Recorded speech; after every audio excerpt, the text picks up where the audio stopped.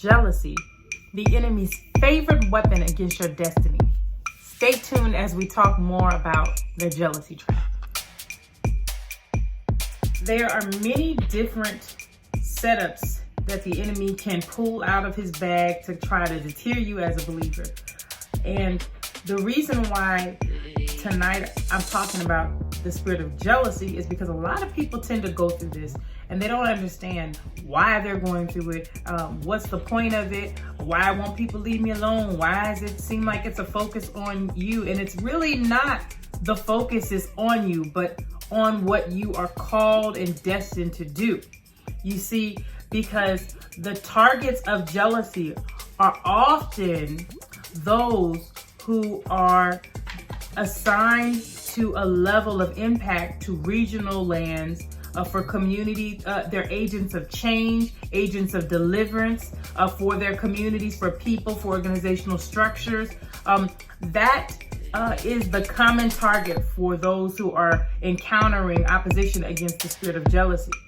Now understand this, jealousy is designed to tear down, infect your maturity, your focus, your standards, your awareness, your perceptions, your spirit.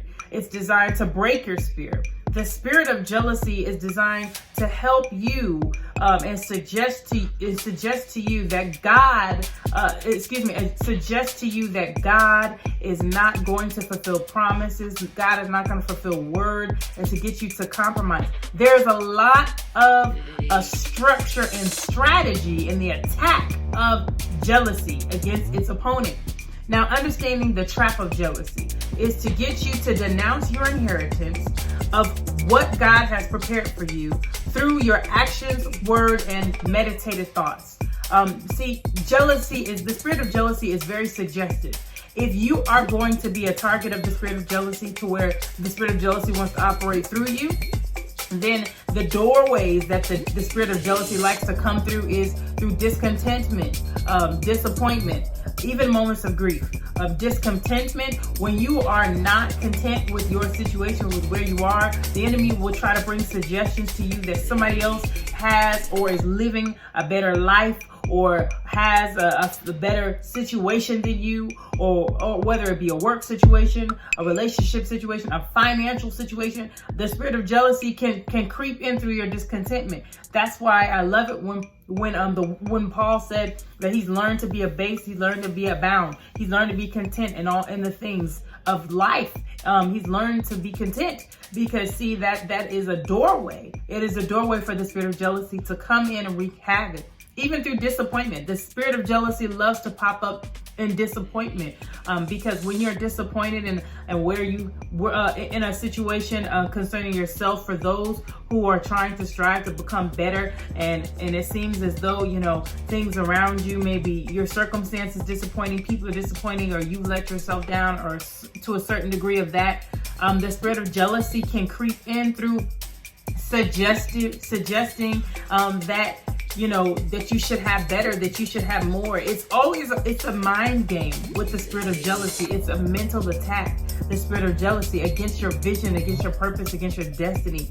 And also, even in moments of grief, sometimes when you lose something and you long to have something, the spirit of jealousy can come through the form of coveting something that somebody else has. The spirit of jealousy is very dangerous and very cunning.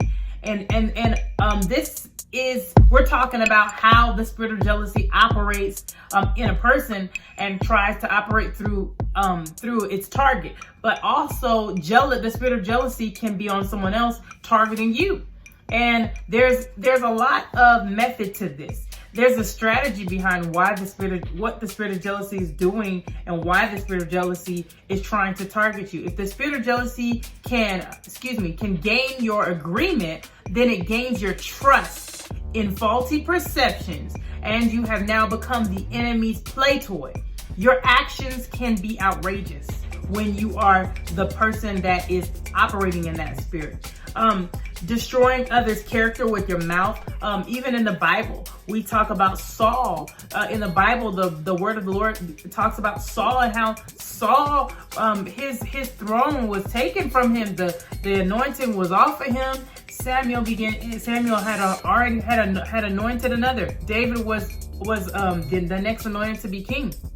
And Saul, in his situation of understanding that the Spirit of the Lord had left him and he had been rejected by God, that spirit of jealousy rose up and he began to chase David down. That was just outrageous. Someone who loves you and is there for you, and he began to chase him down. Just outrageous, erratic behavior.